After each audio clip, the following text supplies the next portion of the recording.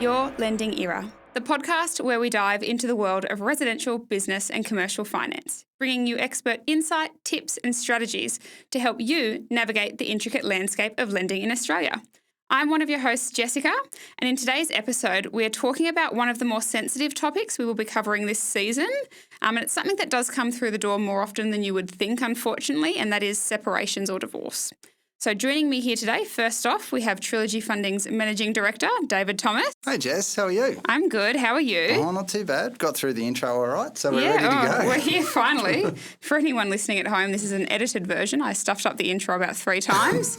It's just one of those topics today where it's not, the funnest thing to talk about, but unfortunately it's the reality of a lot of our clients' lives, isn't it? Well, yeah, I'm not quite sure what the divorce rate is, but I'm sure our guest will be able to tell us. And it happens quite regularly. We get clients every week walk through the door in these situations. So we thought we'd do a podcast on it and just help. There's definitely a market, particularly for knowledge, that's for sure. And that's why we're here. That's why we've brought on a professional, because we have no idea what we're talking about sometimes in this sense. So without further ado, let's introduce our special guest. So joining us here today is one of Canberra's finest when it comes to all things family law. With over 17 years professional experience handling the most complex of separations and family disputes, our guest has managed to achieve favourable outcomes for his clients each and every time. So with us here today, we have Adam Bak. Thanks for having me, guys. No Good worries. to be here, talk about what's probably fortunately a pretty rare subject for you, but something I deal with every day. So, I know. I can't imagine it. It'd feel like such a sombre day in, day out. Yeah, sometimes. I mean, I think, you talk about giving favourable outcomes for people and what that looks like in every case. It's actually pretty different. So to talk to people about what are you worried about and what do you want to achieve, it can be quite satisfying as well as a sad subject matter to start with. Now let's get started here with a quick introduction of yourself for our audience. So just tell us a little bit about yourself and your role within FGD here in Canberra. Yeah, so I'm one of the partners, or we're a company, so directors, like you showed. I've been there for a very long time. So my last job, I was selling running shoes at Athlete's Foot, but that was, I don't know, back before Facebook or something like that. So I've always done family law. I sort of never intended to get into it, but got a job there when I was still at uni, and I just sort of I liked it. Care a lot about the fact that people I deal with care about their problems in a personal capacity. So as compared to lawyers who deal with companies or, sort of bigger administrative or constitutional issues, it's sort of not my cup of tea. So still get a massive kick out of people coming in and saying, can you help me deal with my problem, and then finding a strategy to sort of get them through to the other side of the separation. Yeah. FGD is probably, I think it is by a fair distance, the biggest family law firm in Canberra. We've got offices in Sydney and Melbourne as well. It's mostly family law. We do a bit of estates and will disputes and a little bit of sort of business advisory and corporate stuff on the side, but it's mostly a family law firm. Yeah, cool. So what we're going to do today is there's a few specific questions that when clients do walk in and start to have a chat to us in this regard that they kind of want to run through. So what we might do is just kind of run through those questions today, use them as talking points and kind of see where the conversation goes. Sounds good. The most, when clients walk into our office, obviously we're on the property side of things and the finance side of things. The typical question is, I'm going to get separated or I am separated, we're going to get divorced. Can I keep the family home? And how does that kind of look and come about?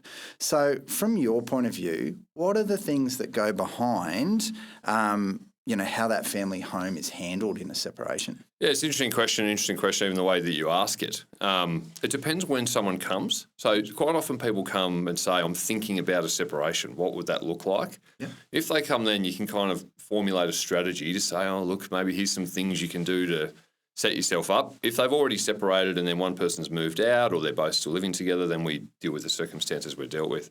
There's no, if people have separated, first of all, what that means is pretty case by case. There's a whole bunch of indicators in the legislation about whether people are still living together. But in some relationships, for example, sharing a bedroom, that may not have been the case for 5 years or 10 years or ever. But in other cases, that's the sort of particular factual indicator that means there's a separation. If you have separated, there's no automatic right for either party to reside in the home as compared to the other. So in a lot of cases, people have to, or at least if there's no choice to move out, have to keep living together until they settle everything on a final basis.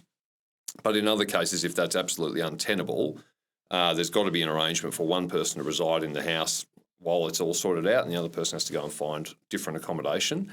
And that's really on a case-by-case basis. So you look at what are their incomes, who's looking after kids, who works where, who's got a better alternative, all sorts of different things like that. Yeah. Sometimes it's really significant, like to have a proper arrangement in place for interim living arrangements until we can work out the whole box and dice. Yeah. And I tend to, sometimes when I talk to clients, they'll say, oh yeah, we're separated. And I'm saying, okay, you're still in the same house. Yes, we are, and that can go on, as you said, interim living arrangements for quite a period of time if financially they can't rent somewhere else or purchase somewhere else. And especially if there's children involved and those kind of arrangements as well. I feel like you're seeing it much more commonly. I don't know if it's because property prices have become more prohibitive or rentals are tighter or whatever, but people spending a long time together post-separation but still in the same house. It can be a really good thing if people are still getting along okay. It can be a really bad thing if people aren't.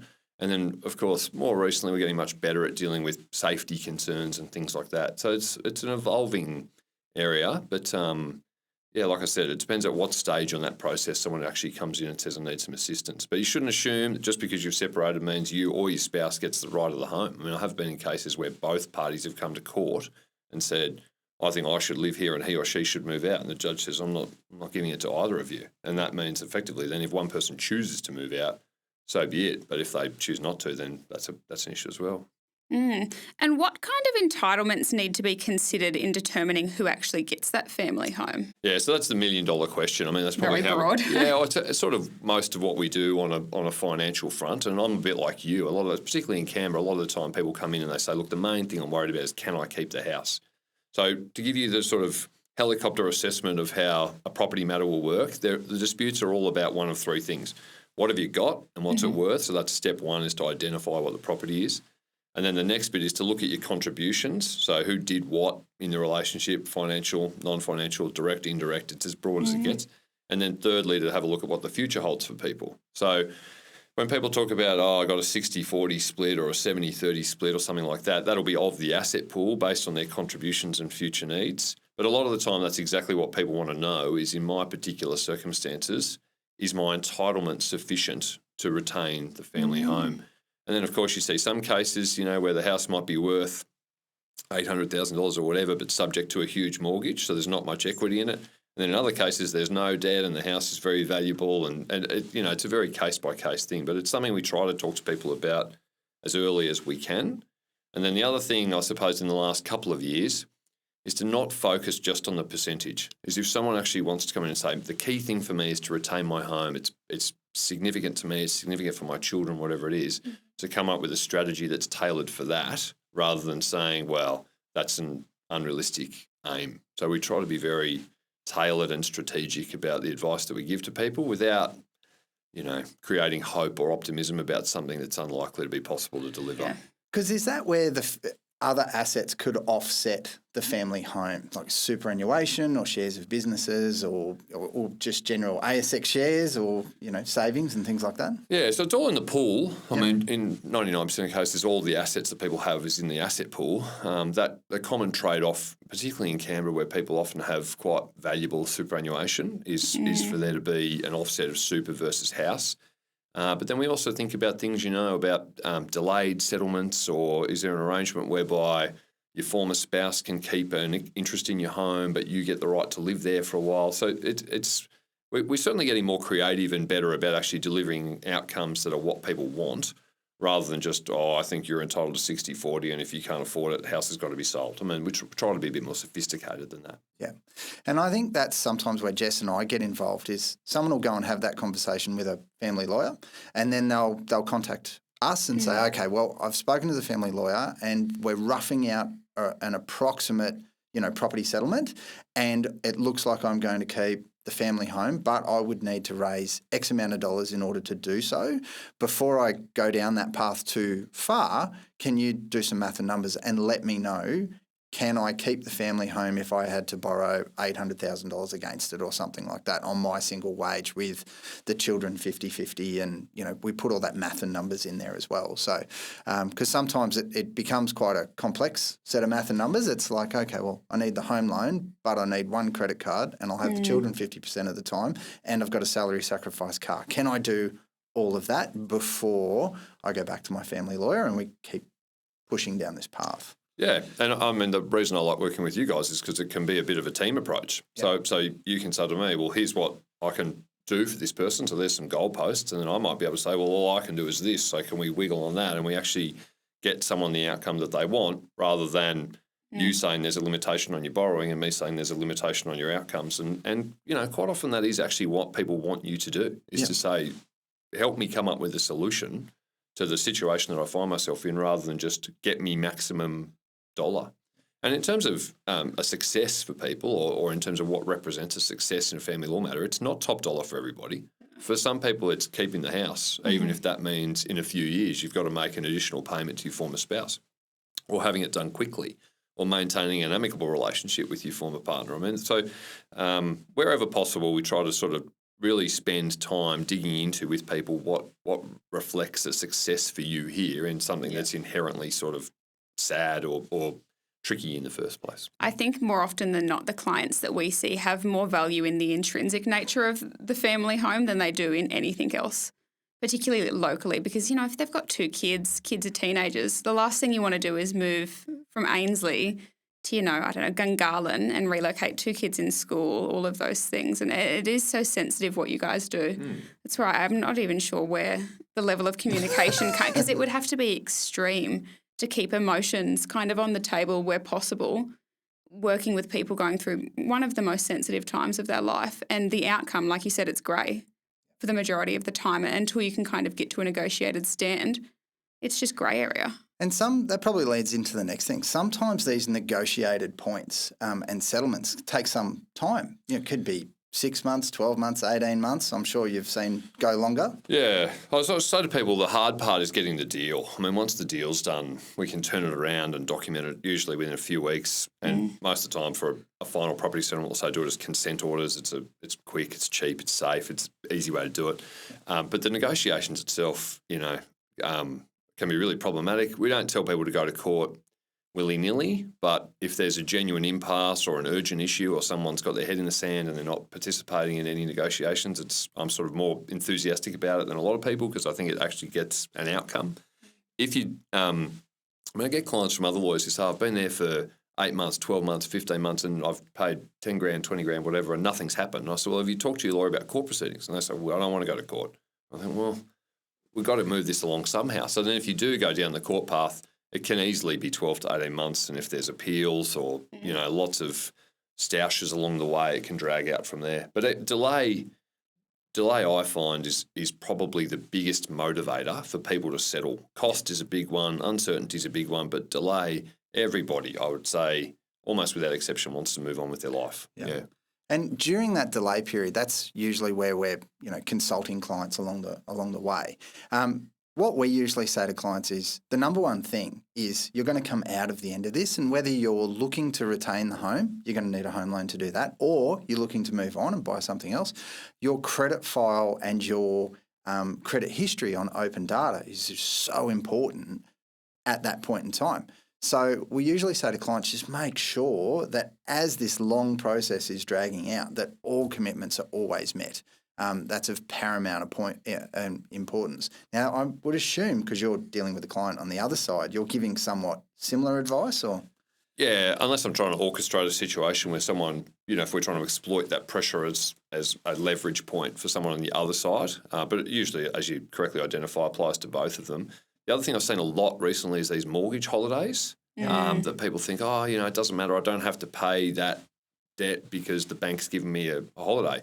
You've got to think carefully about that, because I don't know what impact it has really on credit rating. Maybe it gives you a pass mark for that for a little while, but it's certainly not a holiday. It just means the bank's charging your repayments to the principal of your debt. And if you're going to end up keeping 70% of that, you should really be conceptualising it as I'm paying 70% of my repayments as they're falling due. Whereas if someone should in fact be paying all of them, and is paying none of them, they're getting away with it scot-free. So we've got to, you should certainly make sure your lawyer is across the today and the tomorrow and the consequences of that for the medium and long term. Yeah. So funny the difference in terminology. Holiday, but from a credit point of view, it's called a hardship claim. Yeah. So, in what a client sees on your side of the fence, that's all right. The bank's going to give us a holiday on the payments until we get this sorted. Yep. From our side, the bank doesn't call it a holiday. They call it hardship, and they put it as missed payments on the credit file. Right. That is interesting to know. And the thing I'm worried about is, but we're letting someone who should be paying off that and not applying pressure, we should be applying. So that's what I talk about, having the team approach to it and making sure you're getting advised by professionals in the areas who actually know what they're doing, rather than me saying, I'm sure it will be fine. Yeah.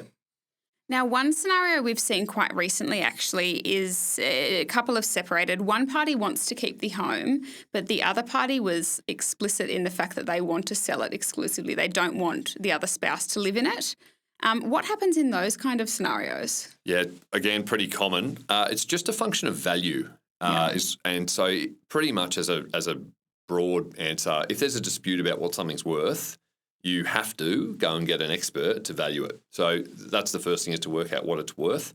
Then if one party wants to keep it, any asset, not just a house, can be jewellery or the car or whatever, if you can keep it as part of your entitlement without prejudicing the other side, they can't call in the sale just because they don't want you to keep it. They could. And that's the same for any asset.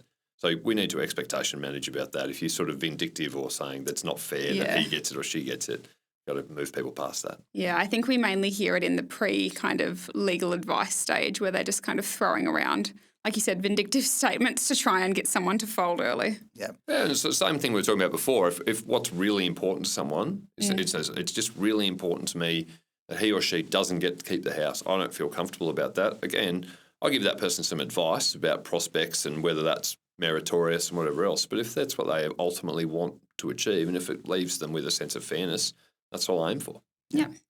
One of the things that we do, it's not as prevalent as the family home discussion, but quite often we'll have clients that get separated and there's 1 or 2 or 3 investment properties, and that forms part of the asset pool. Now, obviously, investment properties, they do a few different things than a family home. Number 1, they're income producing in the future. But number 2, they may also come with some form of capital gains tax liability in taking them over. How detailed workings does a family lawyer do when they're trying to work out, as you said, that the future state of what's going to happen when it comes to investment property? Yeah, it depends on the client. So the first thing to be aware of is any transfer of property that's done pursuant to a court order or an agreement is exempt from stamp duty. So that's the first penalty you can avoid. If you're going to retain something, you avoid the sale costs and you avoid stamp duty on acquisition of something new. Perfect. On CGT, the transfer of any asset pursuant to an order or a agreement done properly is not a CGT event. So you get rollover relief on that particular transfer, but it doesn't extinguish the capital gains tax, which sometimes people think that it does. So you've got to be aware that when you're going to sell it, it's pregnant with some tax. Even if you live in it after that point as your principal place of residence, you still the tax is going to come home to roost at some stage. That is only, to summarise the law, that's only really taken into account as a debt if the consequence of the agreement is the immediate sale. So if you choose to sell it down the track, matter for you. So you buy the property warts and all. Yeah. Okay. And the valuer wouldn't take into account what the CGT is, because it depends on your circumstances and your income bracket and whatever else when you sell it. God knows what that'll be. So you're bearing the upside of it, right? But you're also bearing whatever the CGT is that's due on the property. Yeah. And the future upside really can't be taken into consideration, because your separation is a snapshot in time at that point. Quite often, when we talk to clients, they'll make a statement like, oh, yeah, but he's going to keep that property and it's in Double Bay and it's going to be worth a fortune in the future. And we're like, it might be, but you can't use that as part of what you're doing today. Sure. Today it's worth X. And for a long time, people have been very accustomed to property increasing in value. There seems to have been sort of an assumption or an expectation that that's going to be the case. It hasn't always been the case. Yep. And like any asset, it comes with some risk. So other than long-term government bonds, which I haven't seen many people own over the time, if you have an asset that comes with some risk, including, blue chip ASX shares, they're not guaranteed investments. No. So you take everything warts and all, and I hear that a bit too about, it's not fair because he'll get that in the future or she'll get that in the future, but you can't call in the liquidation of everything, and people don't want that. Yeah. They want to walk away with some tangible assets, if possible. Usually, and they're assets that support their lifestyle, you know. So, we try to avoid descending into chattels every now and then, but I have been in cases where the wife says, I just want the husband's golf clubs or, whatever the particular thing that's going to stick it to him is. And we try to avoid that sort of stuff. But you're right, in terms of actually saying to somebody, are you aware when this sells, it's going to come with consequences? And if it's in a company, and then there's got to be wealth extricated not only in the sale of the property, but then out of the company into a personal capacity, that's got huge consequences too. So I've seen this more and more, and having to be aware of tax issues, corporations issues. It's you certainly have to make sure your clients go into it eyes wide open.